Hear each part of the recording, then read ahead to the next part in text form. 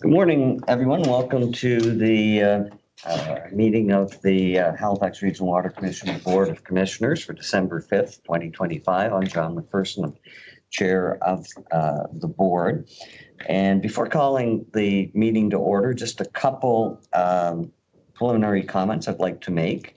The one is to thank former Commissioner Nancy McClellan for her service to the board over the past couple of years. Commissioner McClellan's term came to an end on the end of November, so she's not in attendance at this meeting, and she has chosen not to reapply to be a member of the board, and we thank her for her valuable contributions throughout. And we'd also like to congratulate Commissioner Cuddle, who has been elected as the Deputy Mayor of HRM. So with that being said, we'll move in to call the meeting to order and move into the agenda. There was an earlier in-camera meeting, and there is a motion that Halifax Water Board ratify the in-camera motions. Do I have a mover for that? Moved by Commissioner Steele. I can second that, Mr. Chair. Seconded by Commissioner Deagle-Gammon. Any discussion? All those in favor, say aye. Contrary minded, Aye. nay. Motion passed. The order of business has been previously, and agenda have been previously circulated. Are there any additions, deletions, or amendments to that? If not, could we have a motion approving the order of business and agenda? Moved by Commissioner Langley that the Halifax Board approve the order of business and approve additions and deletions, which are none. Seconder. Seconded by Commissioner Steele. All those in favor? Aye. Contrary minded? Motion passed. And the minutes of the meeting held on September 25th, 2025 have been circulated. Are there any suggested changes, additions, or deletions to those minutes? Hearing none, could we have a motion to approve the minutes of September 25th, 2025 regular meeting? So moved, Mr. Chair. Moved by Commissioner Deagle-Gammon, seconded by Commissioner Steele. Those in favor? Contrary minded? Motion passed. There's nothing there's not anything noted on the agenda for business arising. Do any of the commissioners have any business arising from the last minute, the minutes that have not been addressed? Okay. Seeing none, we could move to item 4.1, operating results as of September 30th, 2025. Mr. Montburn. Yes, good morning. I'm just gonna, I might have to move over to be on the screen. Excuse me.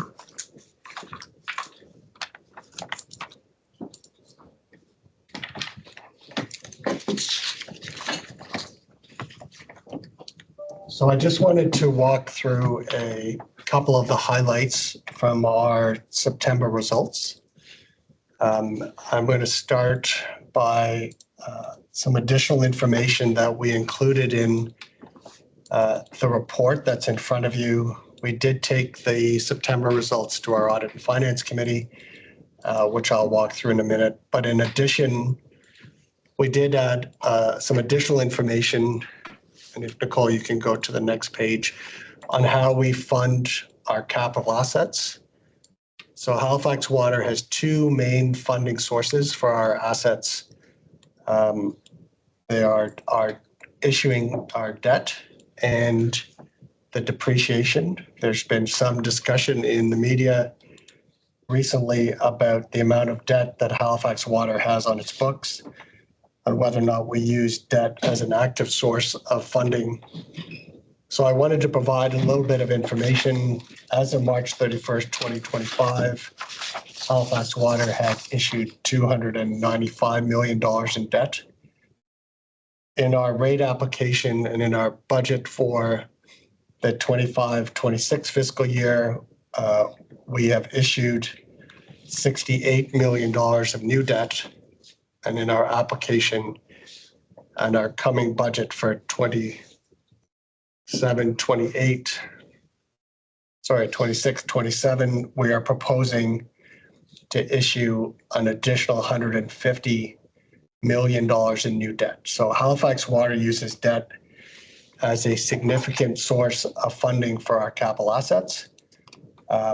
We have,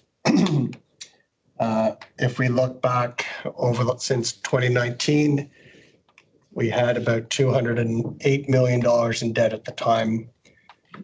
As we move forward into 26-27, we'll have over $400 million in debt. So debt continues to be a very important funding source.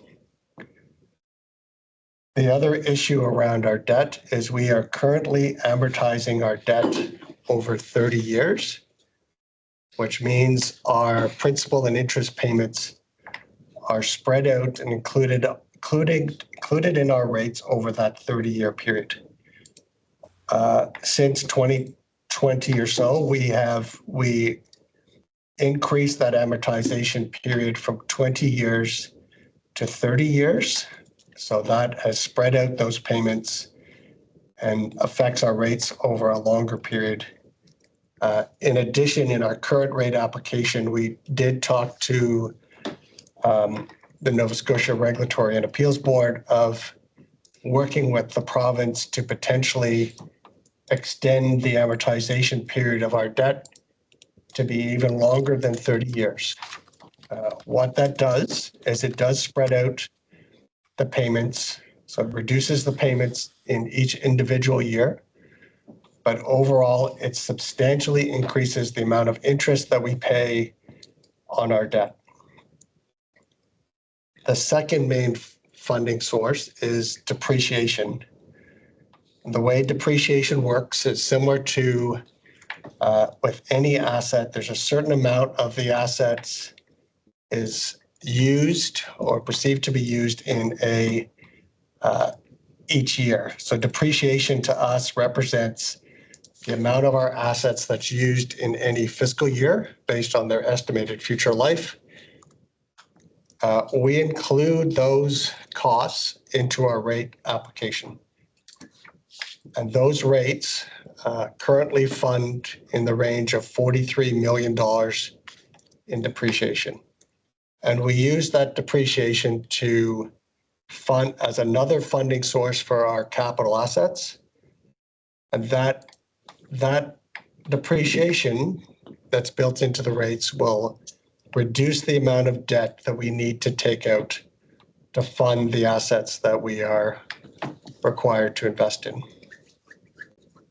And if you can scroll down to the next page, Nicole. So one of the things that we did in preparing for the application is we looked at the impact if we were to be allowed, because we are required to include depreciation in our rates, if we were allowed to reduce depreciation and we would have to offset that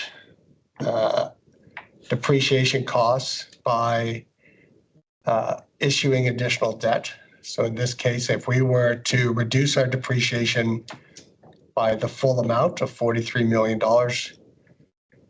and increase and issue debt over a 30-year period of $43 million, it would reduce the cost to our average residential customer by $190 or so in 25-26, and in 26-27 would reduce the cost by approximately $306 a year.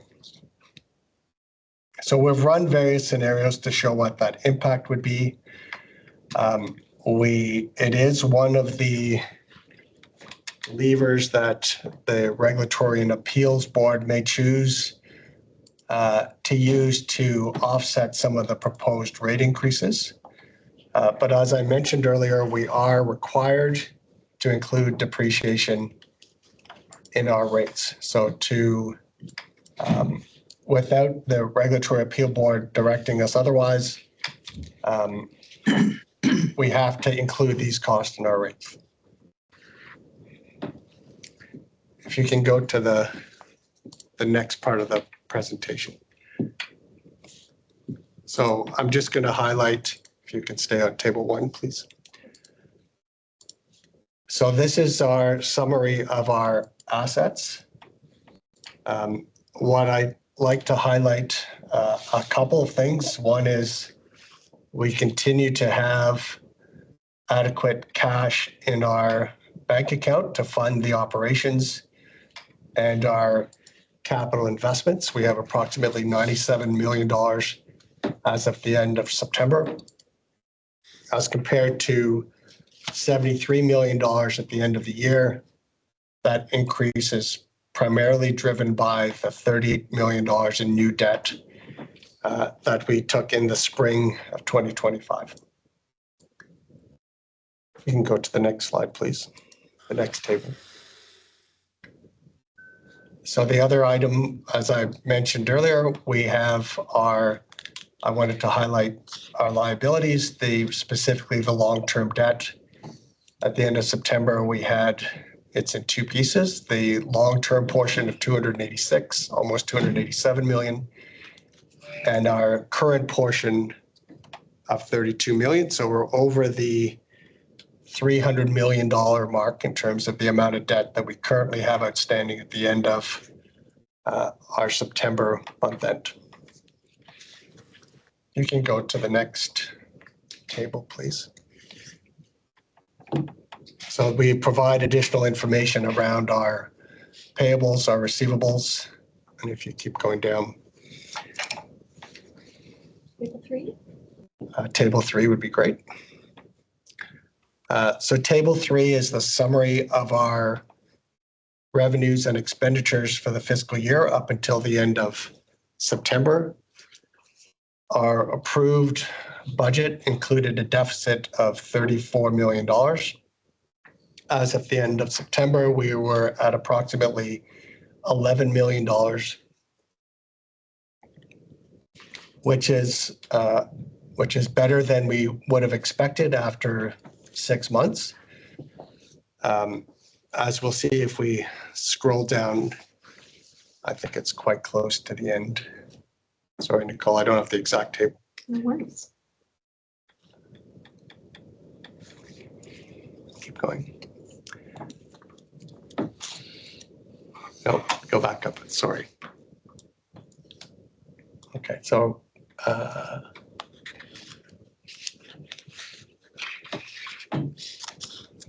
my apologies. It's a couple tables above that. Keep going, please. Okay.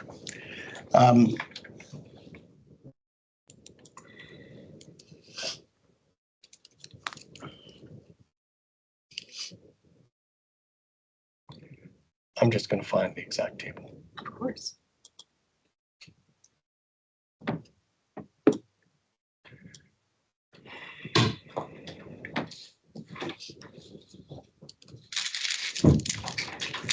I'm not finding it. While we look at it in detail between our water, wastewater, and stormwater services,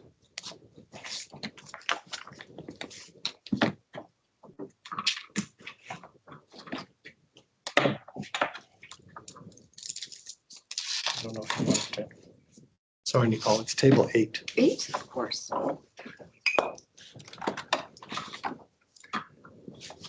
There is the table. Sorry for the delay in finding the table. This is a summary by service. As you know, we provide our revenues and expenditures by our 3 main services, water, wastewater, and stormwater. This table 8 summarizes the current deficit or surplus that we have in the 3 services. our water surplus is approximately where we would expect it to be at this stage at halfway through the year. Our wastewater, we currently have a surplus, which is we would have anticipated a deficit. So our results for wastewater are currently better than we anticipated. And stormwater as well, we are ahead or better than we would have expected to be at this stage of our fiscal year. And with that, happy to answer any questions the board may have. Thank you, Mr. Montburn. Any questions of Mr. Montburn on, yes, Mr. Landley, please. Sure, yeah. I was just curious on the accounting for, I guess, depreciation and being allowed to build that into the rates. I was just curious jurisdictionally, like, do other utilities, do we know what other water utilities are doing specifically? And is there, are there those that maybe don't and just borrow more? Or has anybody done kind of a jurisdictional scan through Nova Scotia and the Maritimes or other cities across the country to see what other utilities are doing?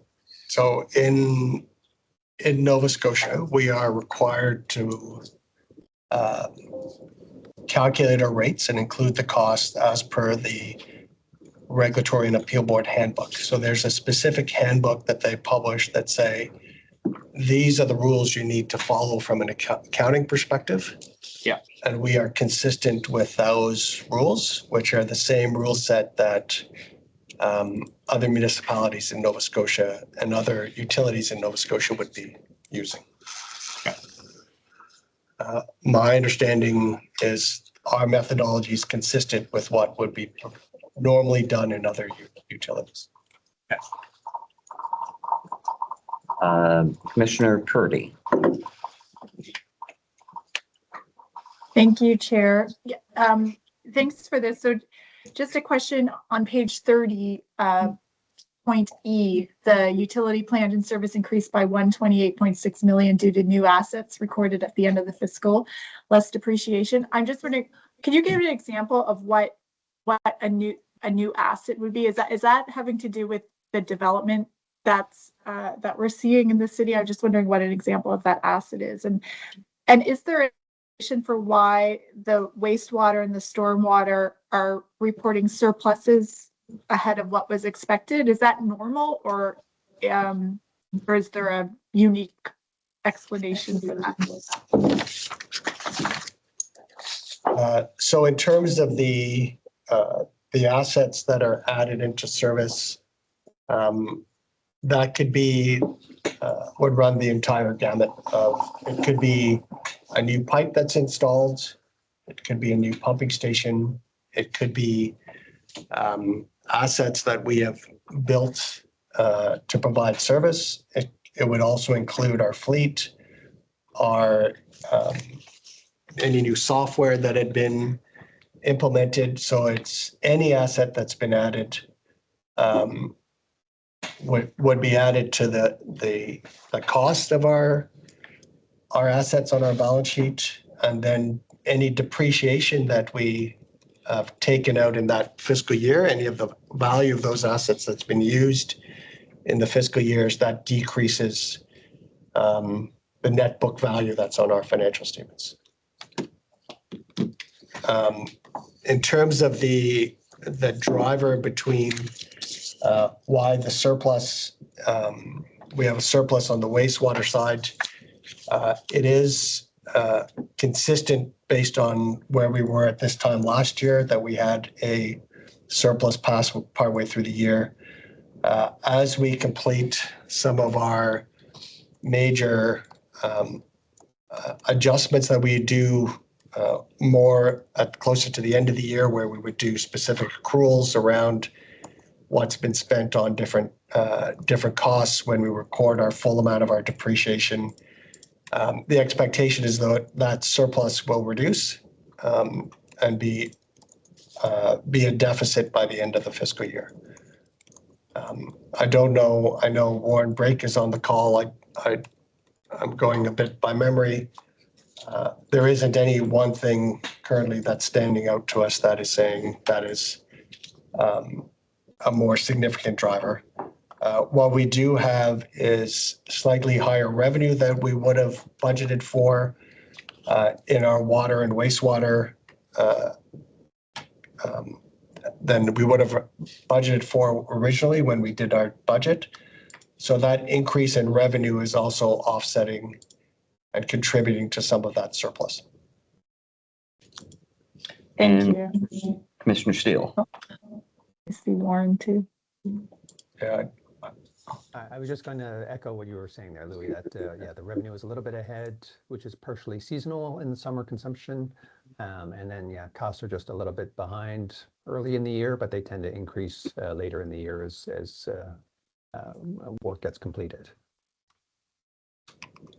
thank you, Warren. And if I could, just for Commissioner Steele, Warren or Louis, does it impact as well with breaks in the winter, like wastewater, water main breaks, and just because of the seasonality of it? Yes.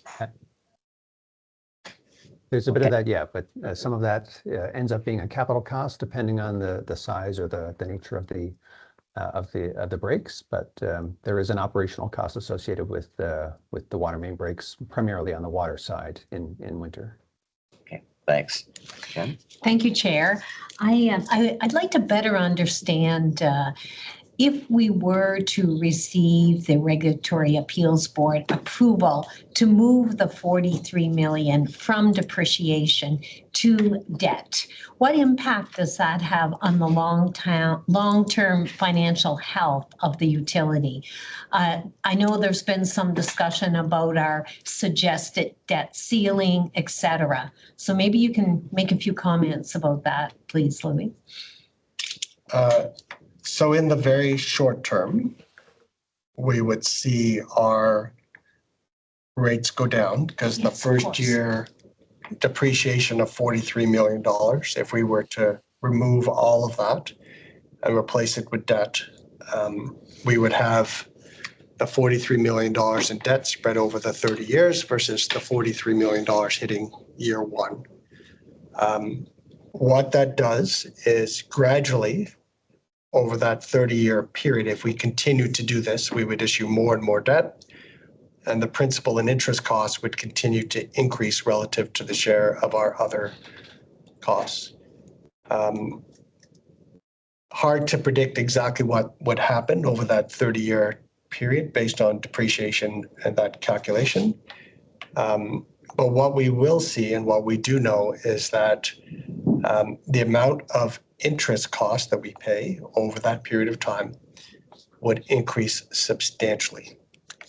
So if we have $43 million with no interest versus $43 million with interest over 30 years, we would be paying a lot more in our interest costs. The exact balance and how that impacts rates in the short term, we're better off. Longer term, less better off. I don't know exactly what the ratio would be. And I think I recall that you spoke to a suggested level of debt for utilities such as Halifax Water and where we are in relation to that suggested ceiling. Maybe you can speak to that and how the 43 million would impact on that. So one of with Halifax Water issuing debt, our debt is guaranteed by the municipality. We, as part of that guarantee, are required to have a debt service ratio of no more than, I think it's 35%. We are currently, and I'm going to go from memory a bit, it is in the report, at that 18% limit. So in theory, we could afford significantly more debt based on our current ratio of principal and interest to our revenues. The challenge for us is we want to issue debt and bring cash into the organization when we need it. If we have the right amount of cash in our bank that we need to fund our operations, we really have no incentive for issuing additional debt because we don't want to incur the expense if we don't need to. The other part of that ratio is we are limited in when we can borrow debt, and we can only issue debt on assets that we have completed. So if we haven't completed the asset, we do not have the opportunity currently to incur debt or increase the amount of debt that we have. But it's that balance between how much cash we have in the bank, the amount of interest expense to pay, the impact on our long-term rates and our short-term rates, and it's a real balance in terms of when we actually issue the debt. Okay, thank you. So you're comfortable with raising the debt ratio with the 43 million if approval were granted? If we were approved, it would make sense financially. It would put it, we would still have a reasonable expenditure ratio that we would use. So that would still be reasonable. Thanks. And it's fair to say that was a focus of the hearing.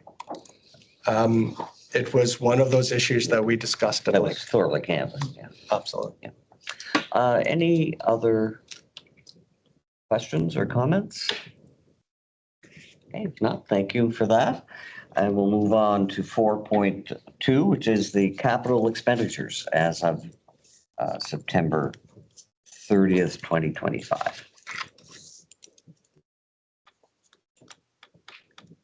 And if Nicole, if you can go to the presentation that we did to our Audit and Finance Committee. So there is a table on page 2 of that report.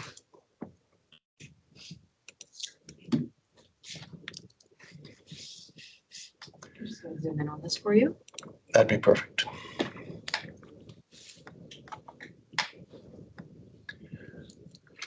So what we have here is a summary of our capital budget and spending.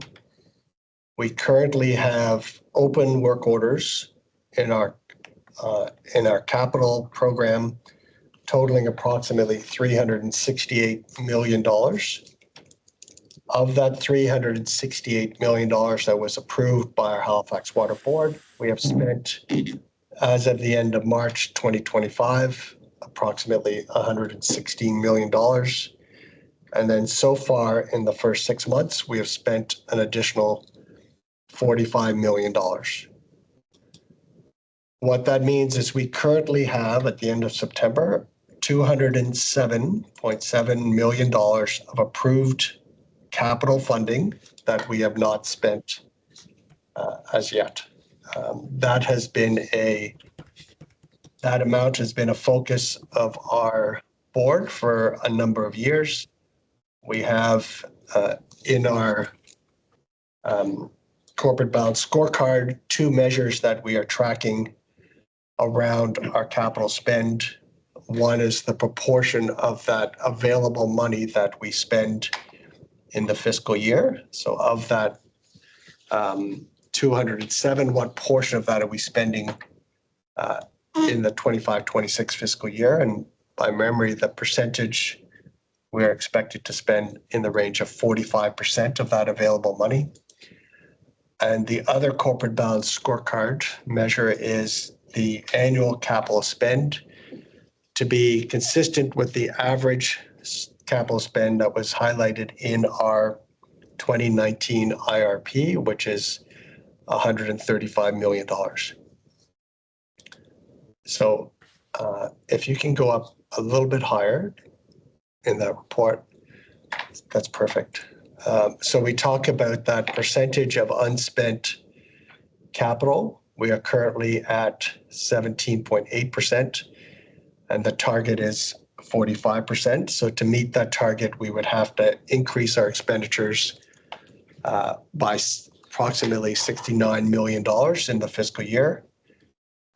And to meet the $135 million measure, we would have to spend an additional $90 million between the end of September and the end of the fiscal year.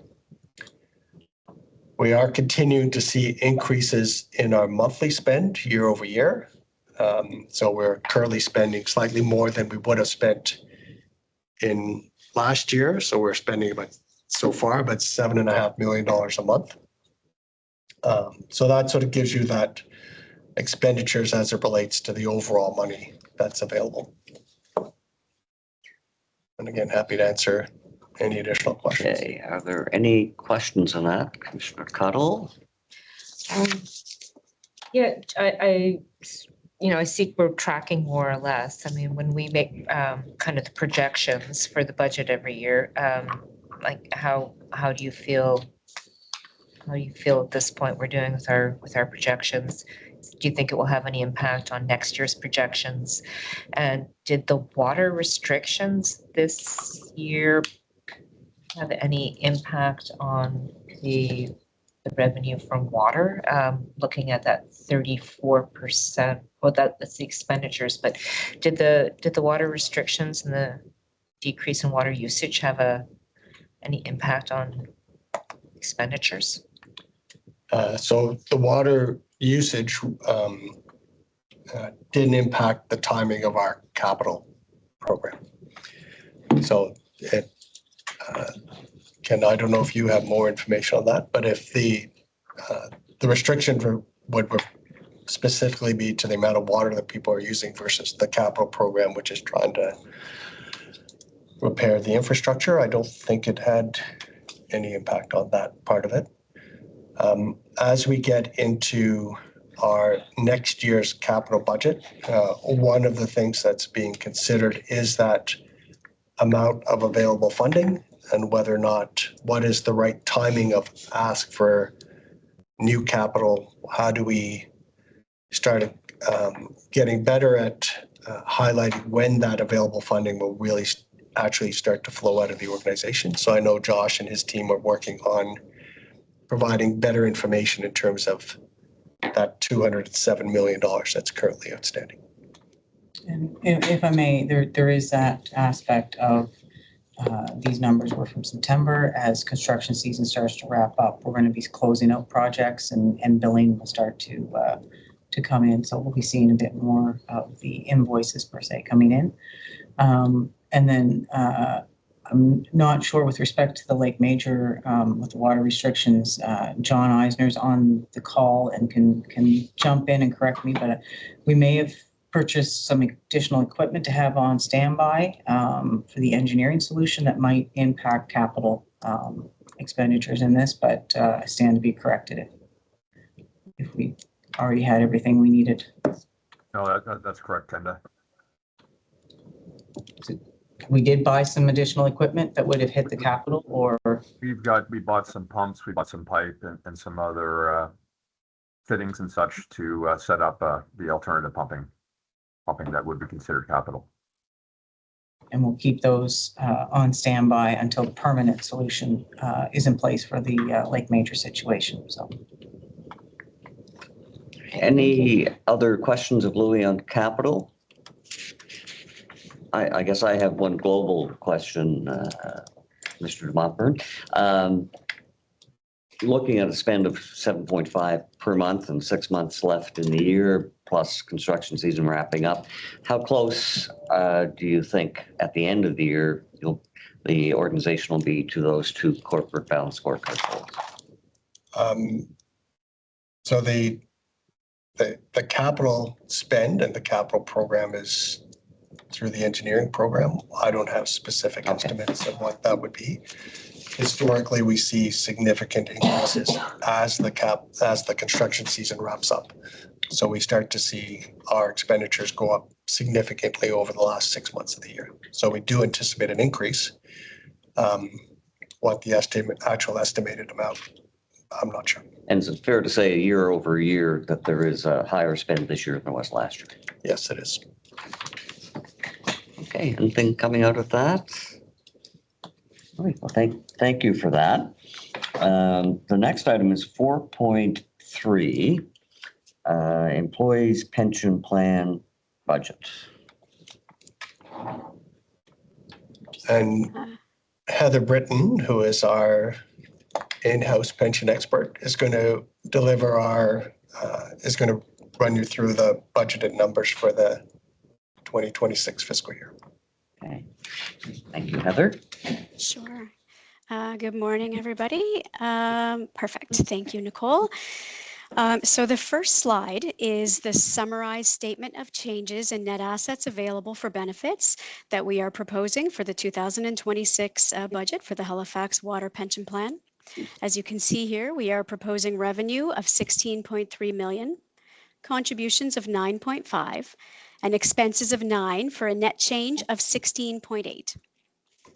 Net increase of 16.8 million.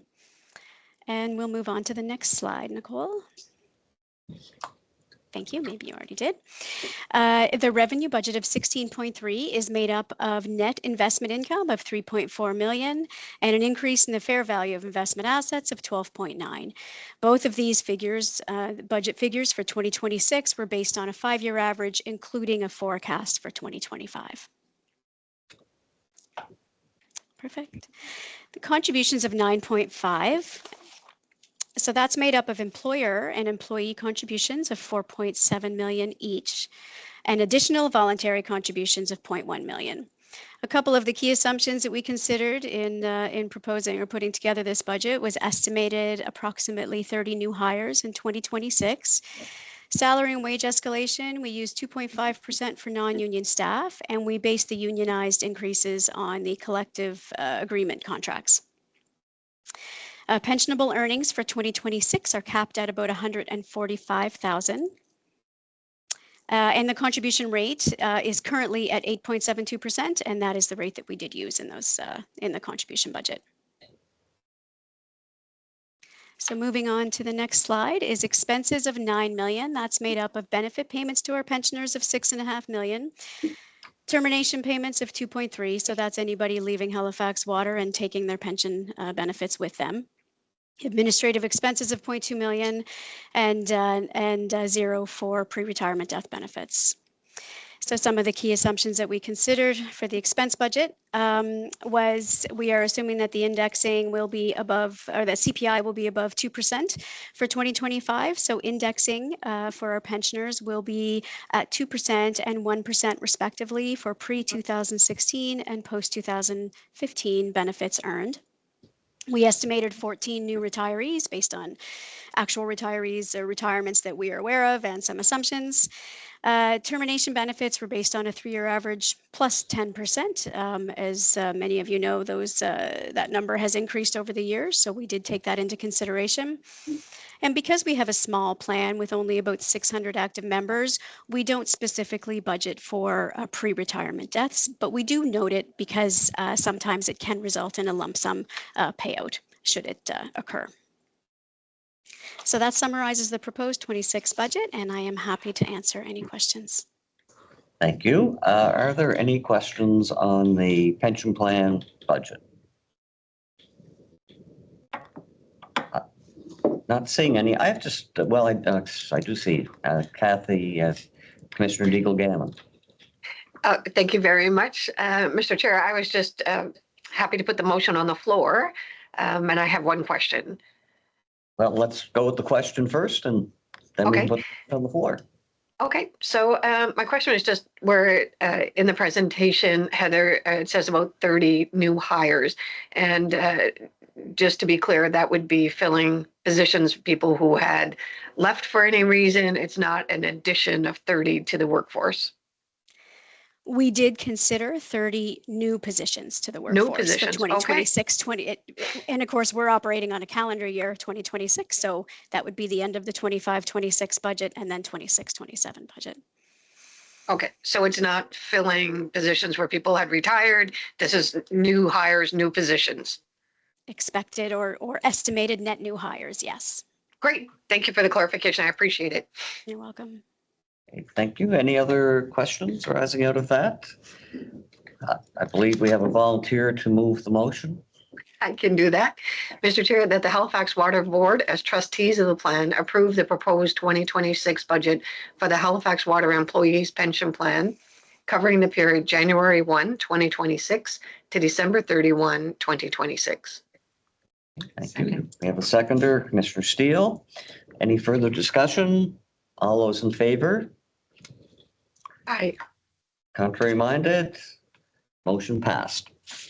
Thank you, Heather. Thank you. 4.4, employer contribution holiday and costing of benefit enhancements of the pension plan. Perfect.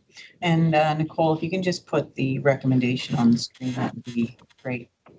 And I'll probably get Louis just to speak to some of the nuances with our pension plan, but right now we're in a situation where our pension plan is in a healthy state, so it's a good news story.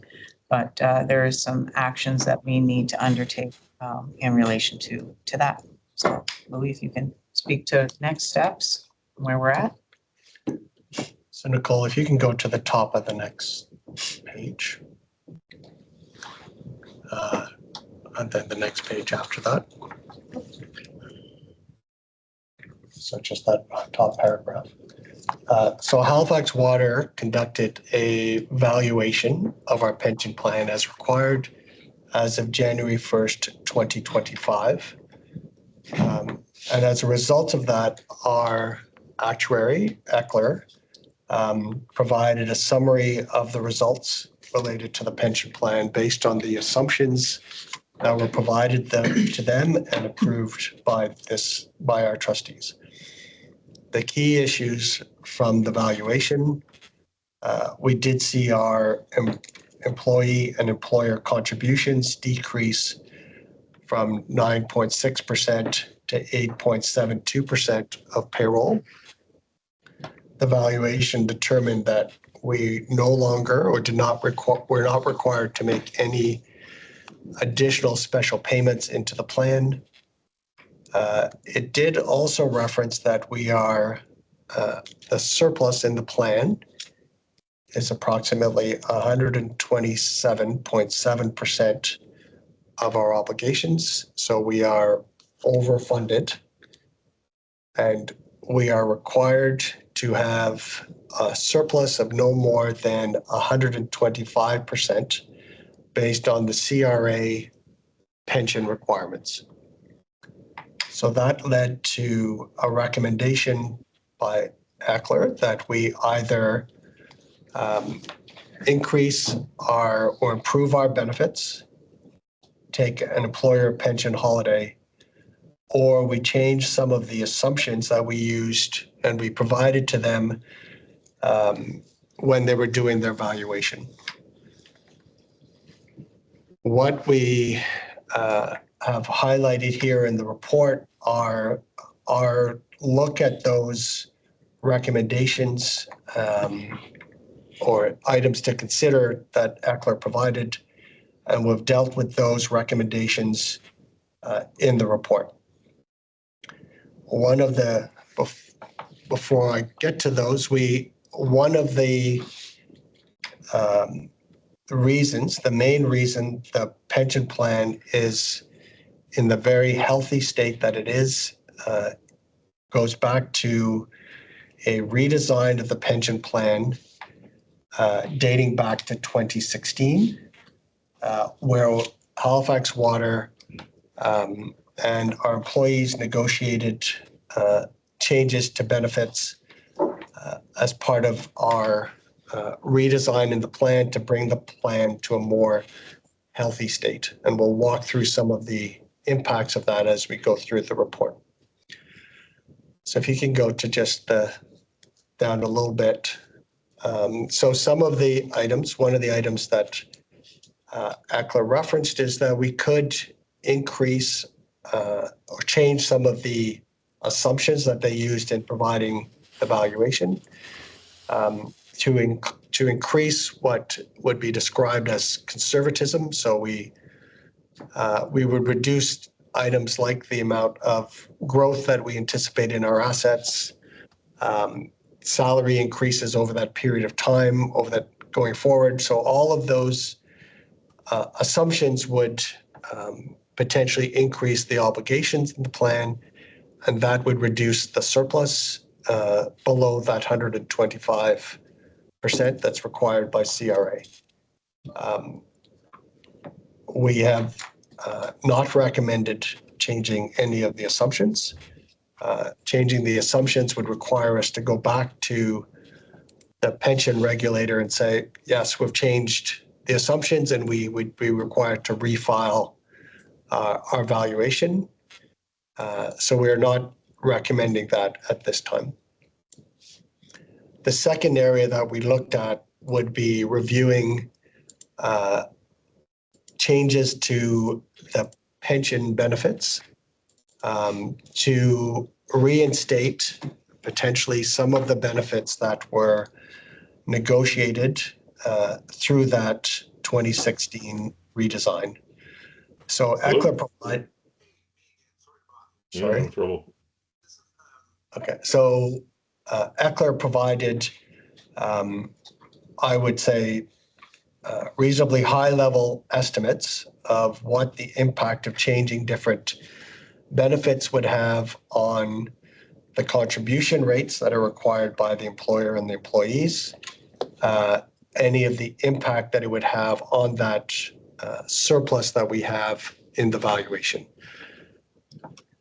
So we have provided summaries of those adjustments. I am going to highlight one in particular, if you scroll down just a little bit further, Nicole.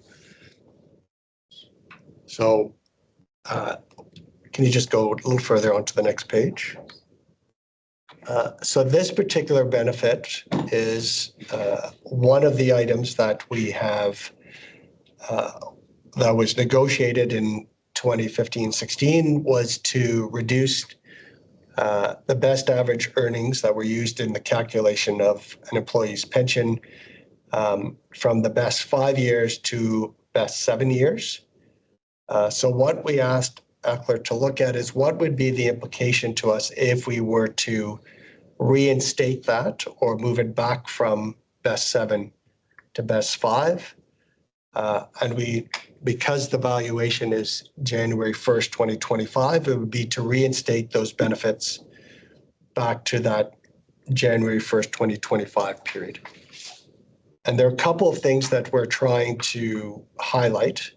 One is the impact of that change on the funded ratio. And then also looking at the impact on the contribution rate. So if you look at where it says funded ratio, just below the bolded line that says excess, we currently have the 127.7%. Reinstating this benefit would reduce that surplus to 125.6%. So not quite enough to get us below that 125% that is required by CRA. The other important item that I want to highlight is the contribution rate. As I mentioned earlier, based on the valuation, we reduced our contribution rate from the 9.6% to 8.72% of payroll. This would increase that contribution rate to 8.96%. So it is an impact on our costs based on the employer's contribution. The next line down, an increase of plus or minus I think it's $11,000 a year.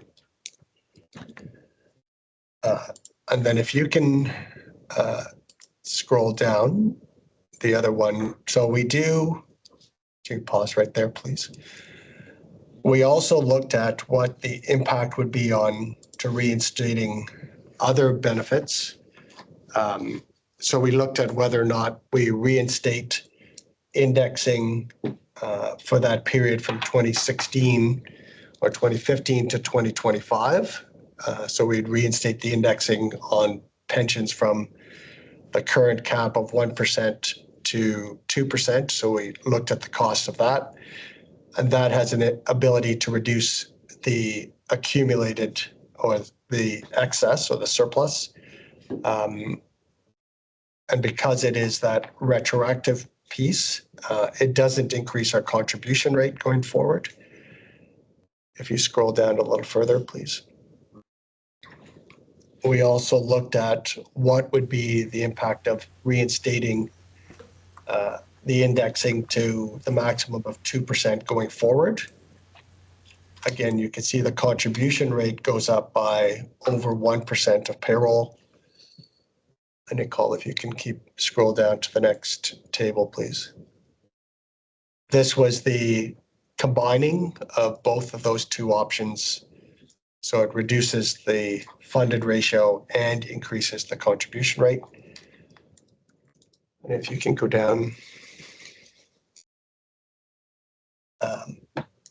And then one of the other issues that was negotiated in 2015 was to put a cap in place in terms of the maximum amount of a pension that an employee can have. So right now that cap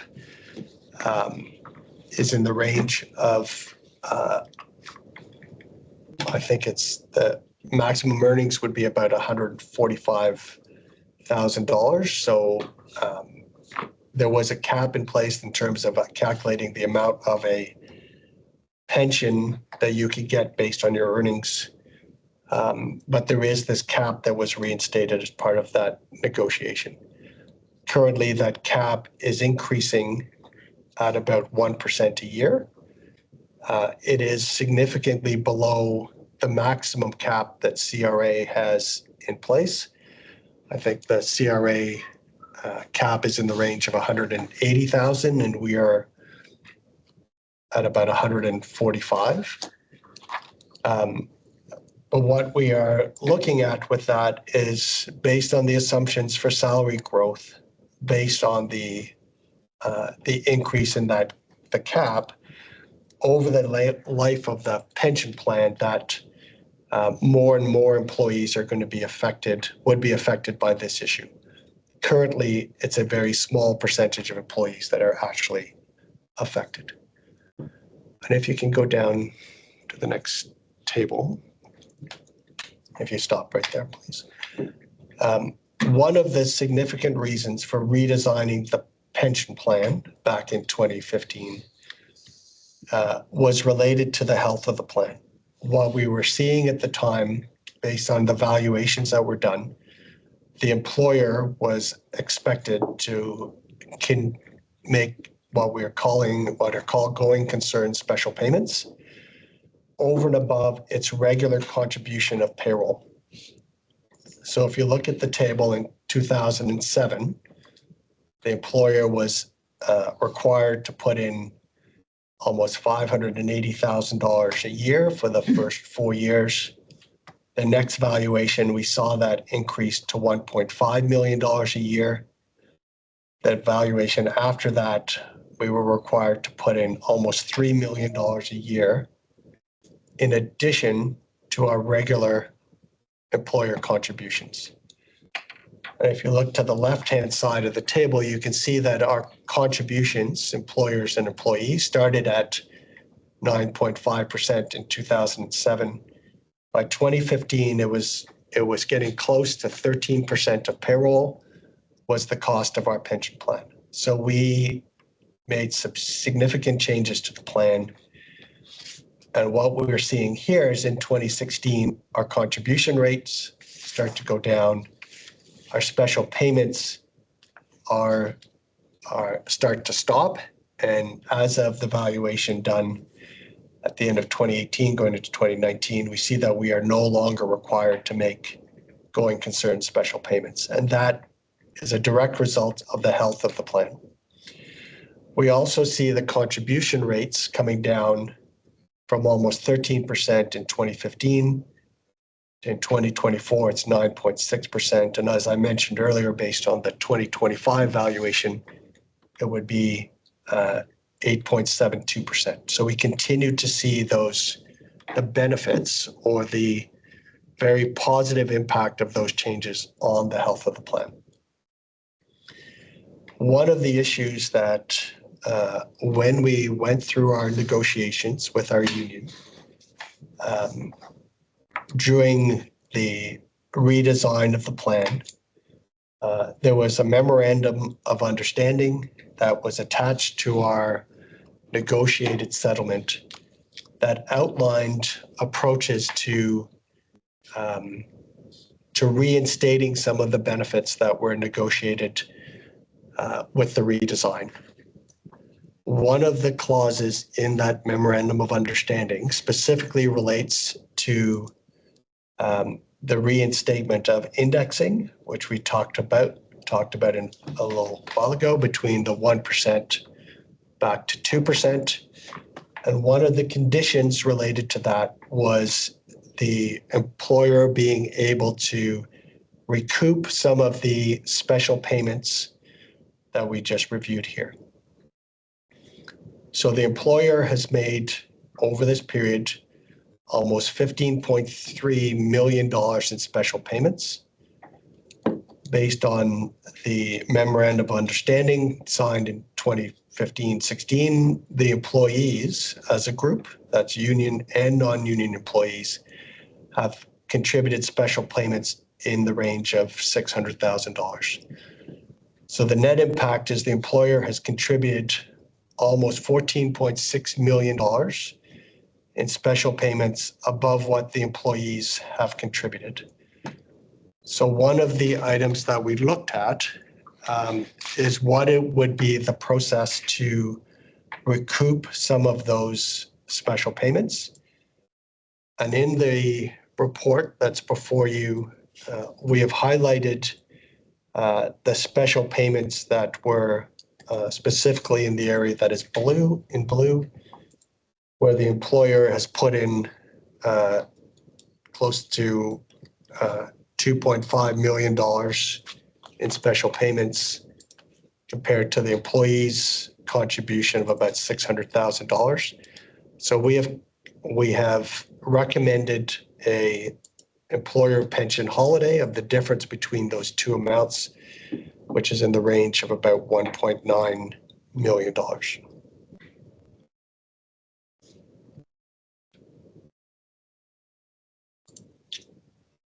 And so the recommendation that's before you is based on a summary of some of the items we talked about, with specific recommendations in terms of to the trustees in terms of ways to deal with those items I just discussed. Questions arising from that presentation?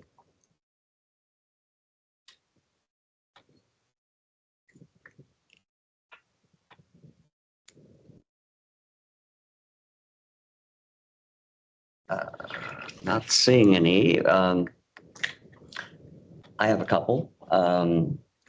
When you speak about we got the plan being redesigned in 2015, that was part of a collective bargaining approach that led to a collective agreement that had a memorandum of understanding attached to it. There's been several renegotiations of collective agreements since then. Is that memorandum of understanding currently a part of the collective agreement? Yes, the memorandum of understanding that was attached to our collective agreement in 2016 was there in, I think the next one was in 2019. 2018 and 2018. more recently 2024. And then it was also included in our current union negotiation, our current union contracts with our union locals in 2024. And in the draft motion, the first point is the start of consultation with employees, union and non-unionized, to explore reinstatement of plan benefits and the impact on the plan and contribution rates. To this point, has there been that engagement with current pensioners and non-union employees? And if not, what is the process going forward? There has not been any direct communication with our pensioners. We did give a very, very high level overview of the fact this process was going to commence with all of our employees. And we have had a couple of initial meetings on advancing these recommendations with the executive of both QB locals.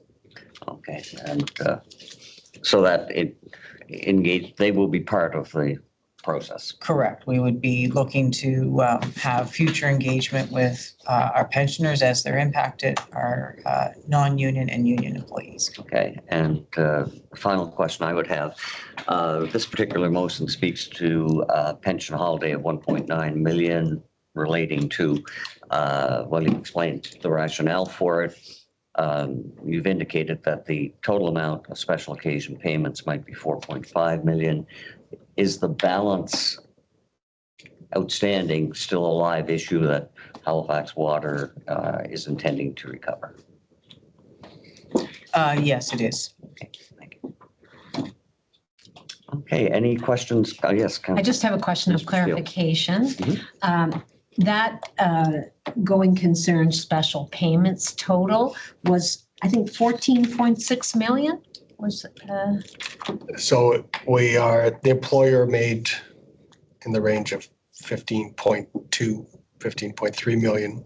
yes. The employees did about 600, so the Okay. net amount is that 14.2 Okay. million. Okay, and that contributed to the current health of the pension plan, contributed greatly. It did have a significant impact on the health of the plan. Okay, thank you. Thank you. Any further discussion? There is a motion on the floor. Would you Mr. like me to Steele? put it on the floor? Yes. Okay. I move that the Halifax Water Board, as trustees of the plan, approve the start of consultation with employees, unionized and non-unionized, to explore the reinstatement of plan benefits and the impact of the plan and contribution rates. Number 2, an employer contribution holiday for the Halifax Regional Water Commission Employees Pension Plan to commence on January 1, 2026, and to recoup 1.9 million from the plan. Item 3, the plan be amended to change the formula from the best average 7 to best average 5 years of pensionable earnings effective January 1, 2025. Number 4, the cost to change the plan formula from best average 7 years to best average 5 years be absorbed by the plan in 2025 and increase the contribution rates January 1, 2026 from 8.72% to approximately 9% to pay for this benefit enhancement. Second that. And Okay. if I I'd like might, to speak to it. yes. Yes, I support the motion, and I'd like to suggest a small amendment to the motion to item number 2, inserting the word an initial employer contribution holiday for the Halifax Regional Water Commission Employees Pension Plan to commence on January 1, 2026, to recoup 1.9 million from the plan. Okay, thank you, Commissioner Steele. Any further discussion in regard to the suggested amendment or questions of Commissioner Steele or in that regard? Not hearing any, I'd call for a vote on the motion as amended with the inclusion of the word initial before employer contribution holiday. All those in favor? Aye. Contrary minded? Motion passed. Thank you very much for that presentation. Thank you. And we'll move on to item 5, board subcommittee appointments. Let's deal with this fairly briefly. As noted at the first of the meeting, Commissioner McClellan's term came to an end at the end of November, and she determined that she would not put her name forward for reappointment. In addition, and she had served on the board executive committee. In addition, Commissioner Langley has come on board and has taken up various subcommittee appointments, which include the executive committee, audit and finance, and enterprise risk management. There is still one vacancy on the board. The call, I believe, Kenda, has gone out for folks to express an interest if they have it. I encourage people who have an interest in the Halifax Regional Water Commission to apply for that position. And it may have closed, I think, last week possibly, Okay, well, but, In but- that case, apply for the next one that comes correct, along. thank you. And ultimately, when that position is filled, there may be additional reshuffling of subcommittees. Yes. Right, item number 6, Nova Scotia Regulatory Appeal Board Operations and Maintenance Audit. And that's Mr. Eisner, I believe.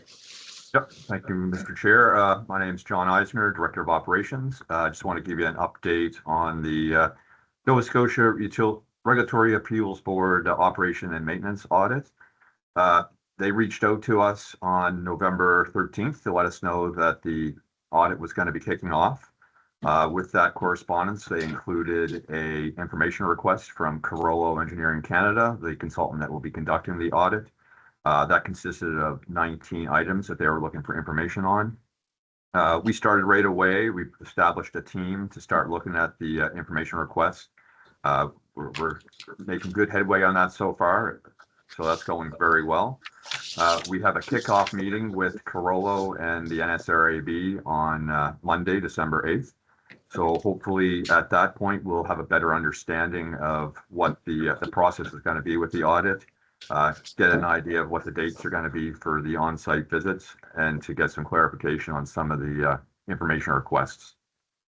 They have noted that in their correspondence that they will be visiting 3 of our 8 water supply plants, Lake Major, JD Klein, and Bennery, and 5 of our 14 wastewater treatment facilities at Halifax, Dartmouth, Herring Cove, Mill Cove, and Timberley.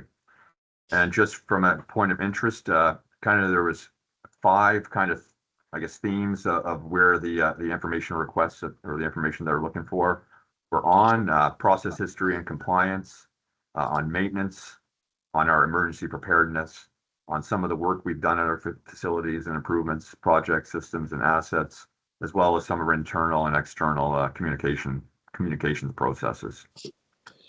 So with that, that's a brief update on that. If anyone has any questions, certainly willing to try and answer.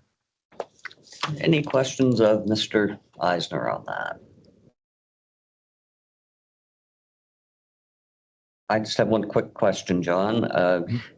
Has the RAB provided a timeline for anticipated completion? Initially, back in the summer, when we were advised that Carollo had been chosen as the selected consultant, at that point it was a 24-week completion. I suspect that we'll get a better sense of that next week when we meet with them to see if that's still their anticipated timeline. So we're looking at late spring, early summer potential. If everything goes according to plan right now, yeah, we'd be into probably June, July. Okay, And if I may, Yes, please. I believe there's a potential for a hearing process. So in addition to the Carollo exercise, there may be a public process outcome coming out of that. So we'll get more from the RAB as that Yeah, either paper or. either paper or oral. We're not sure right now. Okay, great. And anything arising out of that? If not, thank you for the update. And if we could move on to item number 7, which I think ties in nicely with item number 6, and that is the Boil Water Advisory Corrective Action Update. And that's Mr. Singer, I believe. Yes, that's right. Thank you. You can hear me okay? Perfect. So yeah, I'll give a brief presentation and project status update on the boil water corrective measures. So go to the next slide, please. Shows you some acronyms that I'll be using for this presentation. The next slide, please.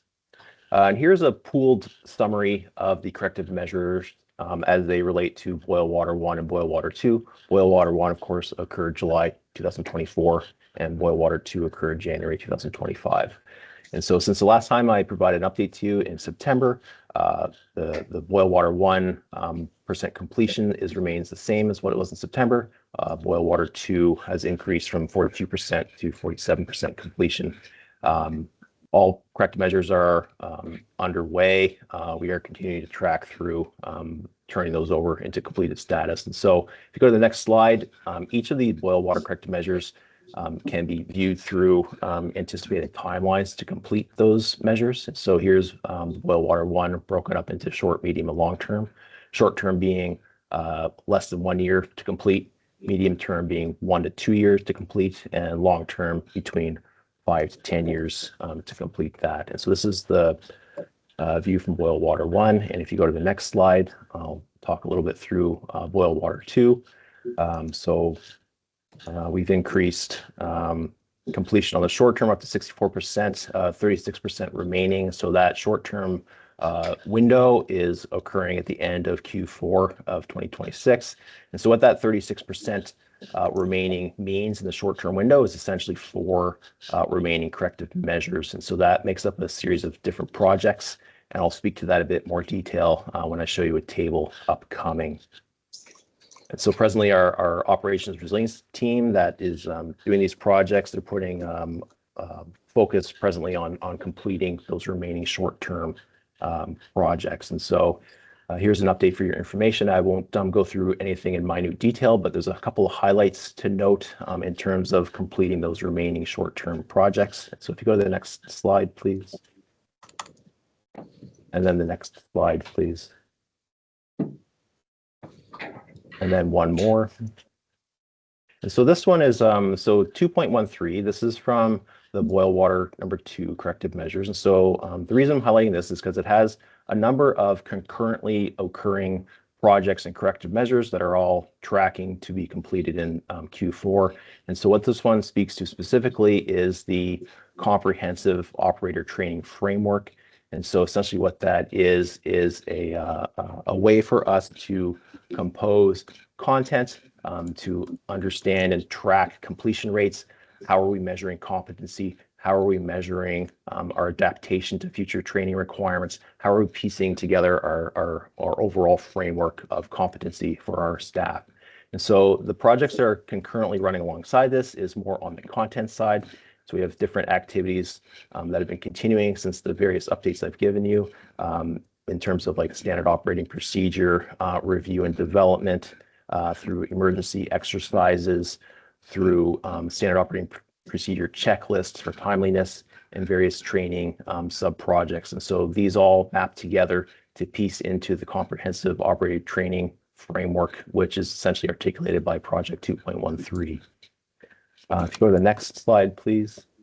Then the additional highlight I wanted to bring to the board's attention is progress on our internal. This is different than the update that John Eisner just gave you. This is the internal but consultant-led operations resiliency review of our JD Klein facility.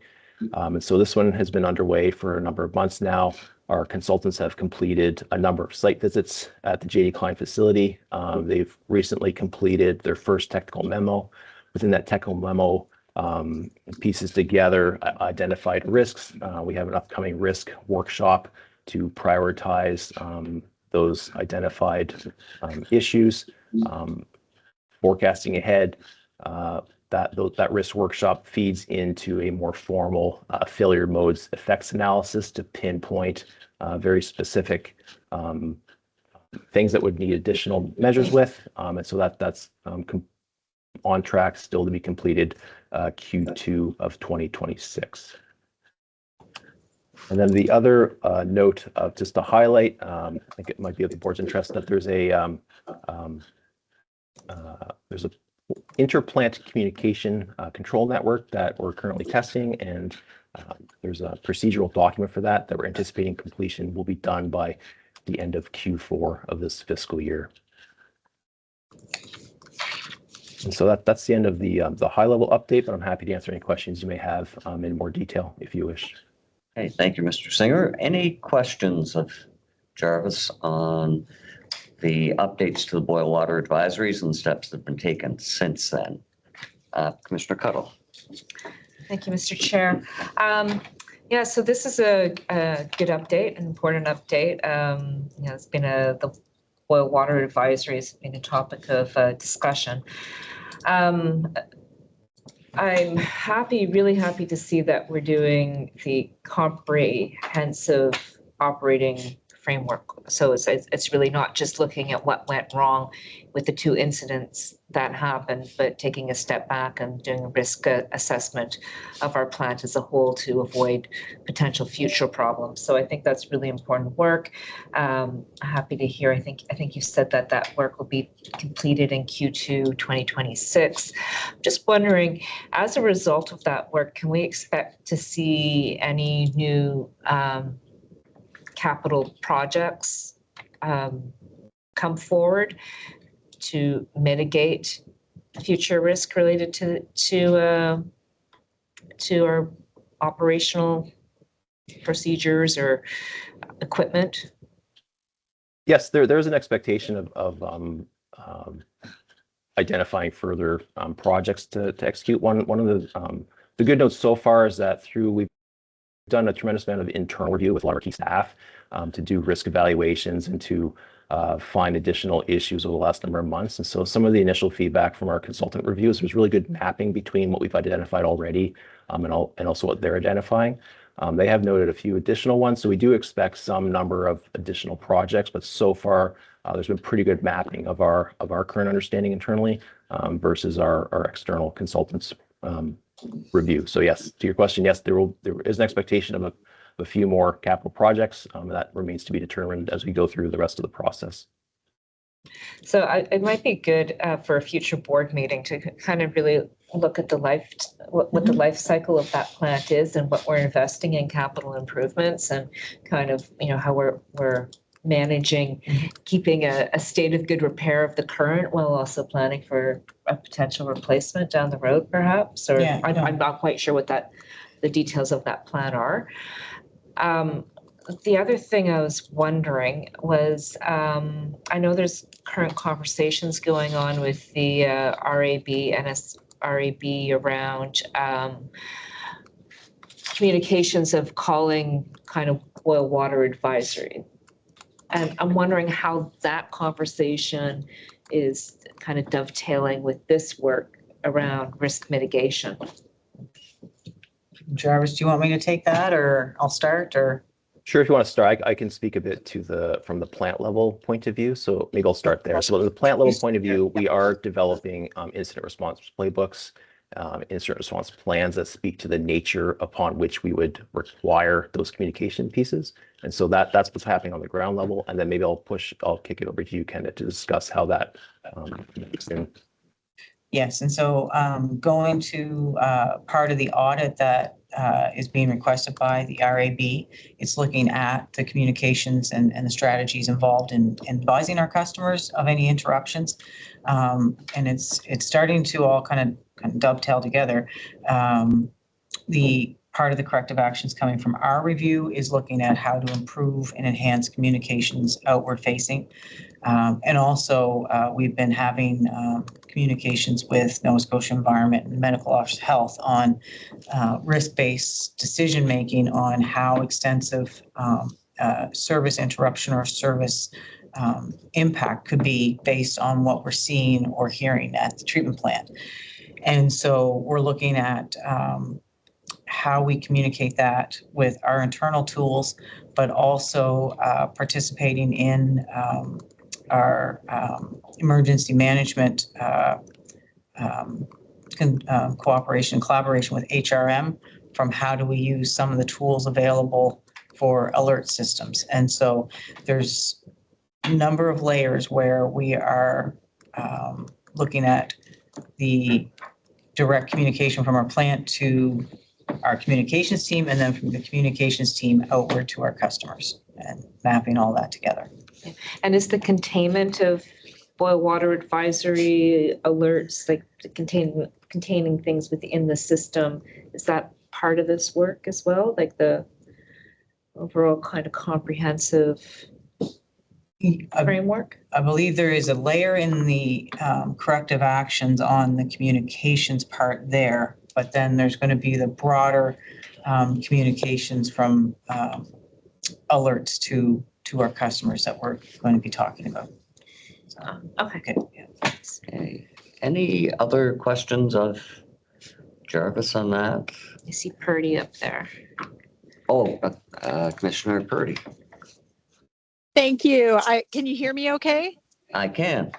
Okay, wonderful. So just on the last point there on the information items, you talked about a intercom capability project between the facilities, and I'm just wondering if you could speak a little bit more and explain that a little bit more. Is that like an upgrade to what is currently there? Is that going to give new capabilities that haven't previously been there before, and just or is it a brand new project?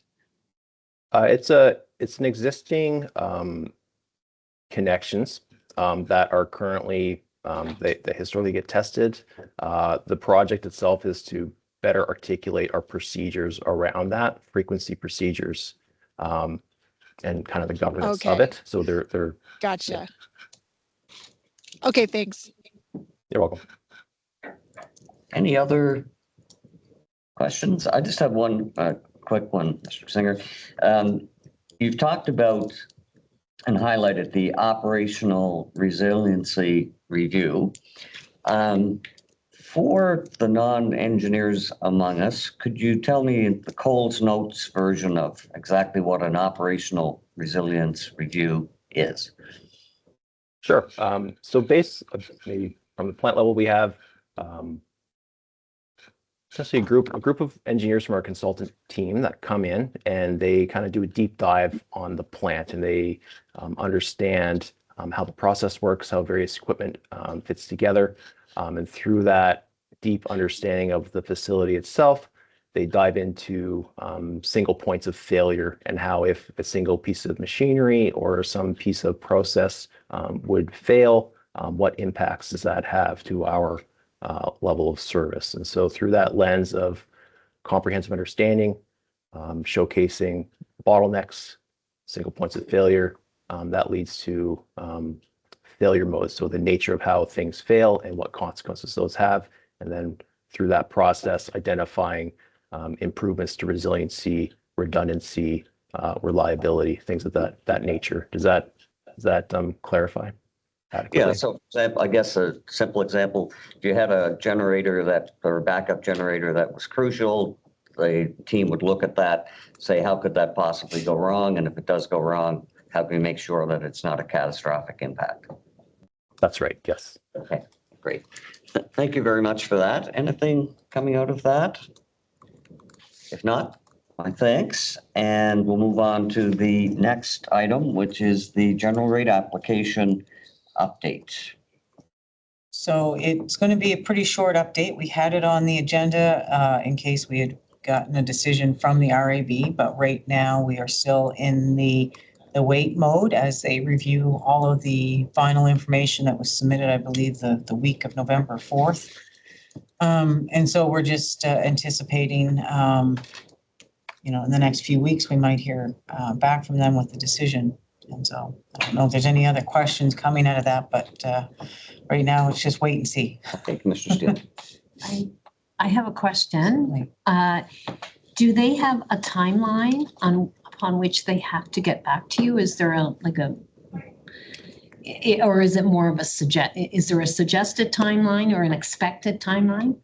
I believe they try within 60 to 90 days, possibly after final submissions. But it's going to vary depending on the size of the filing, the number of interventions, the number of submissions, and that type of thing. And so this one was probably one of our most substantive rate applications. So there's a lot of information to sift through. Okay. We don't have an historical perspective on this at all, do we? Well, my understanding is that they have an informal policy that certainly within 6 months they would render a decision, but they endeavor to shorten that if they can. Yeah. Okay, thank you.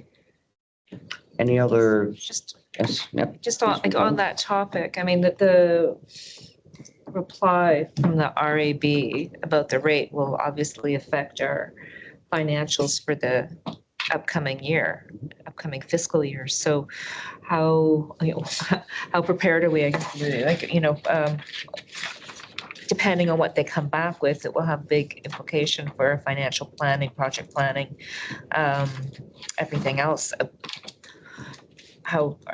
is your team prepared to kind of jump on this when we hear about it, or what happens if it's delayed? I mean, when do you have to submit your financial, your budget, and what implications does this have on you, like waiting? So we traditionally will file our budget to this board in the end of January, early February timeframe.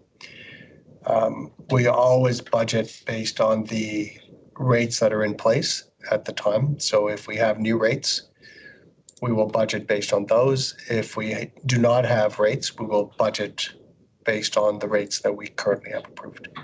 So, and yes, we will need to jump on the decision very, very quickly.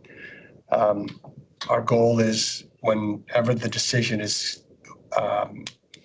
comes from the Regulatory Appeal Board, they will give us a time that we will be required to file and do what it's called a compliance filing. So there's some things they're going to say, go back and redo this, or give us a clean version of these various documents. We will have to go in and provide that documentation and then do the internal system programming to get those new rates put into the system so that we can start billing.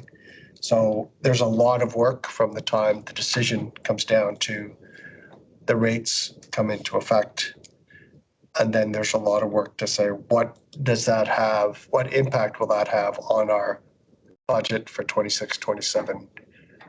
And then that again leads into the next rate application, which we have committed to filing before the end of September of next year. So there's a lot of things lining up to deal with.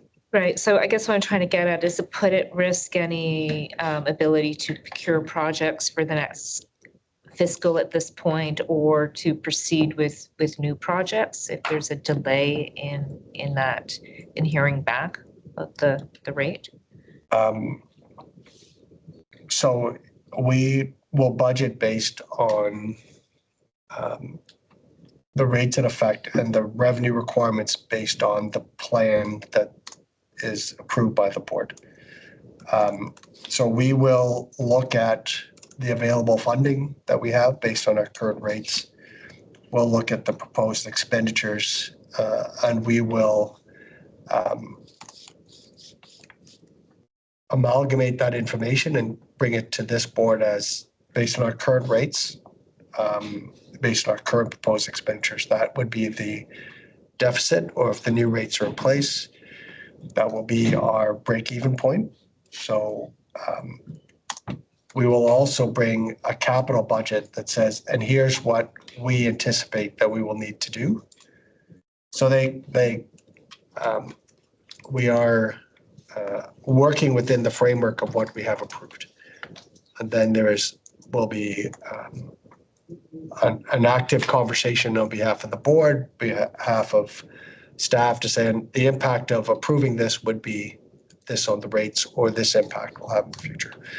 But we have made assumptions in terms of new assets, new debt, anticipated costs into our rate application already. So we do have some of that thinking built into what we have now. Okay. So assuming we get rates that are able to satisfy those requirements, we have done a lot of that work already. So, but it is a very fluid situation that we budget within, and as we wait for the decision, will be very interactive between now and when we bring the budget to the board. Okay, thank you. Mr. Steele. I have one short supplementary question. Does the board give Halifax Water a heads up on the decision, or does you find out with the rest of the public? I believe historically we might get a notice the night before and get a copy about an hour before to help with communications. Okay. And awareness, and then it's. Okay, thanks. Any other questions coming out of that? I guess hearing none, we're at the end of our agenda. Just one other comment I'd like to make. I'm going to be seeing some of the folks on the call over the next week or so, but others I won't. And on behalf of the board, I'd like to wish everybody at Halifax Water a wonderful holiday season for you and your family. Hope everybody gets a well-deserved rest and enjoys the holidays. And with that, I'll accept a motion to adjourn. Moved by Commissioner Steele, meeting adjourned. Thank you.